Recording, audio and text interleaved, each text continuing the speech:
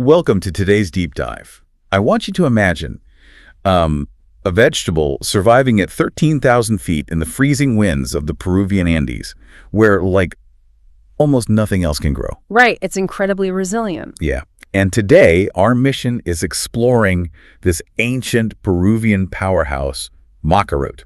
Specifically, we're focusing on the unique benefits of red maca, according to research. It's kind of like a hardcore cousin of broccoli. It really is. And the way that extreme environmental resilience translates directly into complex pharmacological benefits for human biology is, well, it's remarkable. Okay, let's unpack this, because when people hear the phrase ancient energy booster, they immediately picture this massive caffeine rush. Oh, absolutely. Right, like if I take red maca, am I just blasting my nervous system and getting the caffeine jitters? You'd think so. But what's fascinating here is the underlying chemistry. A 2016 study of 175 people found that taking just 3 grams of red maca daily for 12 weeks significantly improved both mood and energy scores. Oh, wow, really? Just 3 grams? Yeah, just 3 grams. And it achieves this because, according to research, red maca is actually uniquely dense in GABAergic compounds, like far more so than black or yellow maca. Wait, hold on. High in GABA. But, I mean, simply eating GABA doesn't automatically mean it crosses the blood-brain barrier. Exactly, yeah. That is a great distinction. So is the red maca actually altering our brain chemistry directly, or are we looking at, like, an indirect gut-brain response? It's the gut-brain axis. Researchers believe it's modulating the nervous system from the gut rather than forcing a direct chemical crossing into the brain. Ah, okay, so it's not like a caffeine spike at all. No, not at all. Instead of caffeine acting like a whip on an exhausted horse, the GABAergic activity in red maca acts more like a biological thermostat. It cools down your nervous system's stress response. So it gives you that baseline clarity and steady energy without the crash. Exactly. That is wild. So it's downregulating anxiety up in the brain, but that creates a fascinating paradox because it's doing the exact opposite in the body. Right. It's upregulating physical vitality. Exactly. I mean, it's globally famous for boosting libido and easing menopause symptoms like hot flashes. So wait, if it boosts libido, is it just spiking people's testosterone?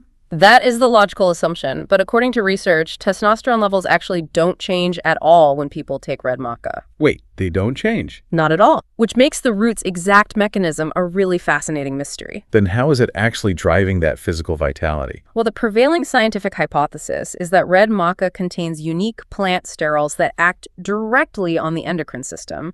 They essentially mimic or optimize how our existing hormones bind to their receptors. Oh, so it optimizes the pathways we already have. Precisely. And this optimizing effect explains why specific animal studies on red maca show it actively treating induced enlarged prostates, or BPH. Wow, really? Yeah, and it even promotes skin wound healing even under the intense physiological stress of high altitudes. It's actively repairing cellular pathways, not just flooding your system with new hormones.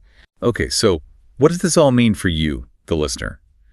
Practically speaking, achieving that clinical dose of 1.5 to 3 grams daily means we're talking about roughly half a teaspoon. Which is very manageable. Right.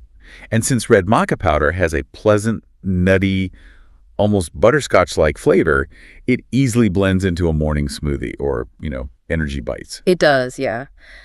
But if we connect this to the bigger picture, we do have to talk about clinical safety. I mean, yes, Indian populations have used maca as a dietary staple for over 2,000 years. Right, they've used it forever. Exactly. But human clinical trials in the modern medical context are still relatively small. Some users report mild gastrointestinal issues when they first introduce it. So start slow, basically. Definitely start slow. And this is crucial because of how it interacts with the endocrine system. Anyone pregnant, nursing, or managing existing medical conditions absolutely must speak to a doctor before trying it. You have to respect its potency. Absolutely. So to summarize our deep dive today, red maca isn't just some generic superfood. It offers a fascinating blend of potential calm energy and physical vitality. It really is a highly specialized botanical tool. It is. Which leaves you with this to ponder. If a humble root used by Andean populations for thousands of years holds these complex, mood-altering, and physically restorative effects. Right, just hiding in plain sight. Exactly. What other ancient dietary staples are just sitting in our modern grocery stores waiting for science to finally decode their true potential?